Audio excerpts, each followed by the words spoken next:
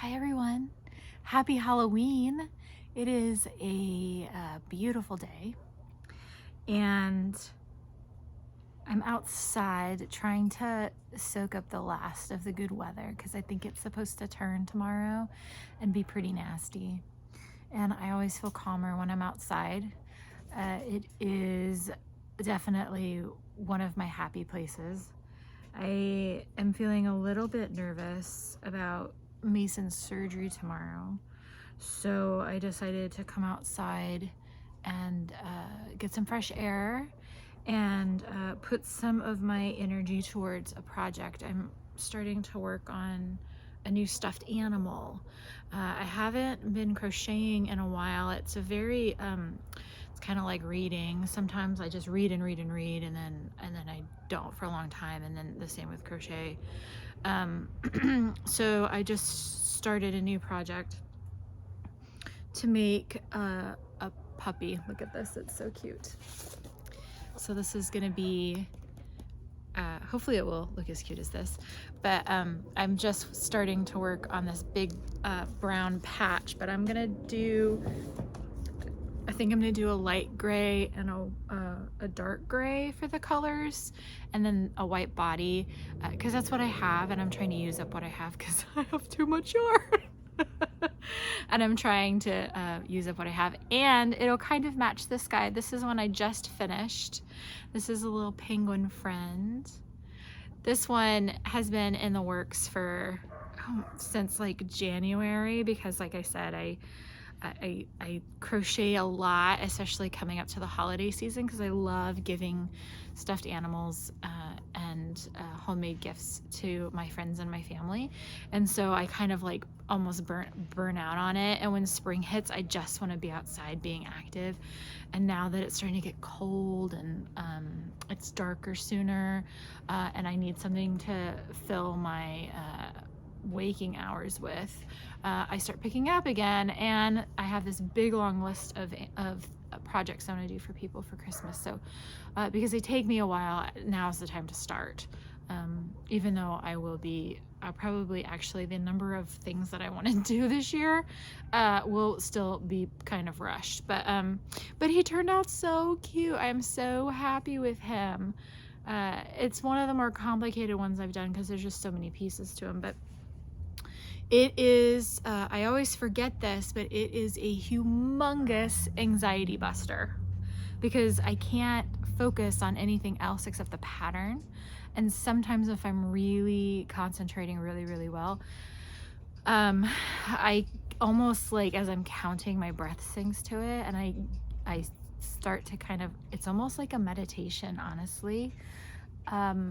So yeah, it just is really, I hope that people who crochet kind of have the same experiences as I do. It actually, I didn't realize how much tension I hold when I first start. I kind of have to reteach myself to relax when I'm doing it because I'm so like this, and then the next morning I wake up and I'm like, oh my god, why are my neck and shoulders like so stiff? And it's like, oh yeah, because I was crocheting for like 3 hours last night. I wasn't paying attention to my posture. But yeah, I'll just get in this zone where it's just like 1 2 3 1 2 3 1 2 3, and then my breath syncs with it, and it's just like, it's such a good I'm not trying to avoid my triggers. I'm learning with my grief counselor. I actually had a really good meeting with her today, how to kind of bring myself right up to the edge of process it, feel the sadness, but don't let myself go over into a panic attack.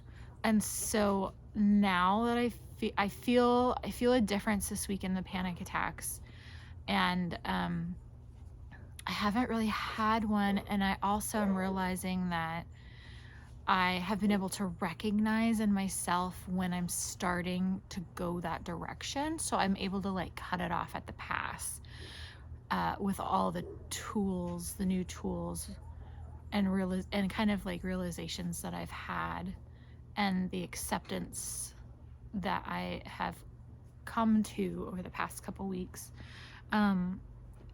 and it's been a lot better. And hopefully it'll continue that way. I talked to her a little bit about just this exhaustion that I'm still kind of going through, and through talking with her, she's like, it's not just like, it takes a lot of energy to even process all of this and all of the work I'm doing to find answers for myself and process all of the thoughts and make connections, and in some ways trying to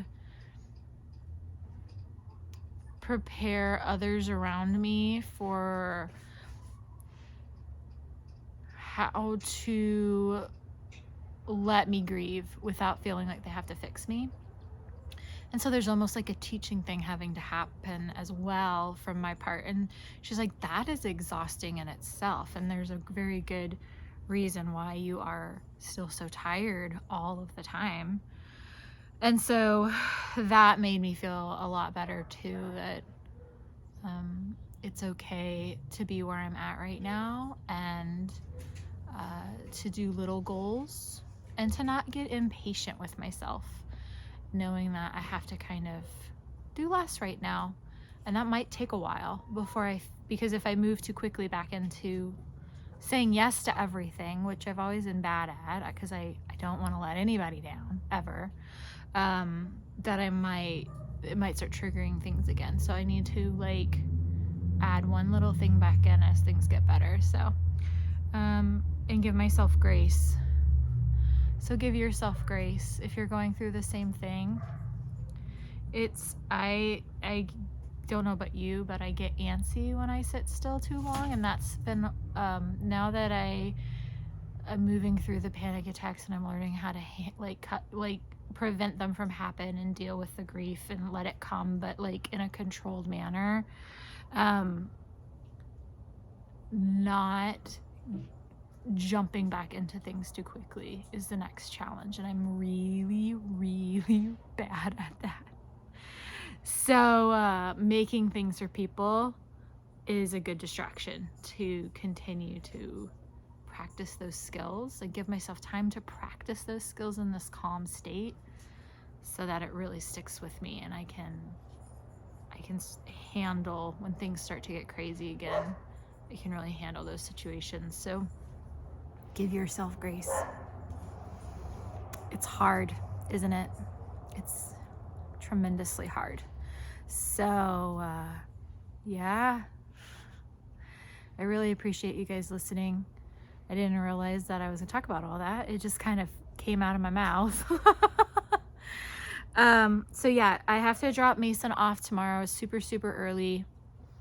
Luckily the fasting isn't too bad. I just have to stop giving him food after at midnight, and he eats at like 5:30 anyway. So the trick will be tomorrow morning watching him when I let him out to make sure he doesn't like eat grass or something, because he does like to graze at times.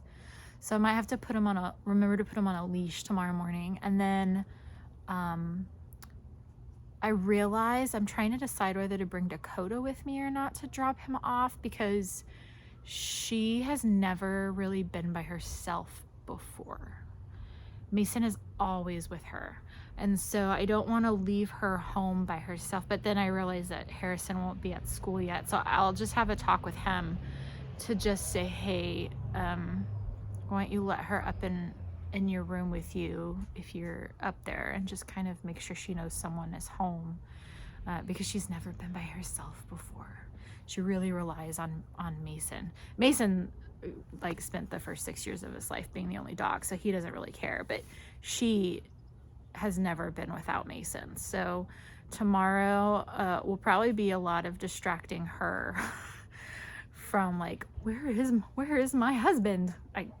I mean, how they act, he is her husband. So I think it will be fine. I think the biggest challenge is going to be keeping him calm and not letting her tackle him. Because yesterday she was so out of it with all the drugs. She just stared off into space on the couch all day long. And this morning, as soon as I open up the door, she does this little howl greeting. She's like, oh, and she does a bow, right? And sticks her tail and plays, and wags her tail at me, and then proceeds to pounce on Mason every morning, and like just full on tackled him this morning. So, yeah, she is gonna be maybe a challenge. So I've already reached out to my friends who have dogs that are her best friends, and we will probably be having a little bit of a visit to our friend's house to wear her out, so she leaves Mason alone. Because if she plays hard, I can get a good 2 days of her not doing a whole lot. So wish me luck, and I will give you guys an update on him tomorrow, and how he's doing and how we're doing. And I really appreciate your kind comments and thoughts towards him. He really is, like, that dog has been through everything with me. COVID, a ton, if not all of my sister's cancer journey and diagnosis, supporting me through her death and all of this grieving. He has, now that we've kind of got a clean bill of health, besides the fact that he's got all these fatty masses, it's very clear that his behavior has been a reflection of me having a very hard time the last couple weeks, and really being more scared in my life than I ever have been, and he's just not left my side. He is glued to me all of the time. And so he's family. He's my another kid. He really is. And so I just need to make sure he's really well taken care of, and he really knows that I would do the same for him, right? I'm there for him too. So yeah, dogs touch our lives in a way that is just not equal to anything else I've ever experienced, especially this last 6 years. He has just been my angel, and Dakota too, since she's been in my life, in her own way. She's so playful and happy. She's just joyous. But Mason's like the steadfast energy that's kind of holding you up. So I hope you guys have a wonderful Halloween, and stay warm if it's cold. I have a feeling we're gonna have to do some layering. And oh my gosh, I have talked for almost 15 minutes. You guys, I really thought this was gonna be a 5-minute video. I'm sorry. But you are so helpful to me, like truly, truly doing this. And I don't want to do it. I don't want to do it every day, but this week I felt like I needed to. So I really appreciate you guys listening and your positive feedback, not just positive, but critical analysis in a very loving way. And it's very helpful to read your points of view, even though they're different than mine sometimes, but they're always respectful. And I really, really appreciate that. And I really enjoy having conversations with you guys, like truly from the bottom of my heart. This community has just lifted me up so much, and I just want you guys to know that. So stay safe tonight. Don't eat too much candy. And I will see you soon and with an update about Mason. Okay, bye.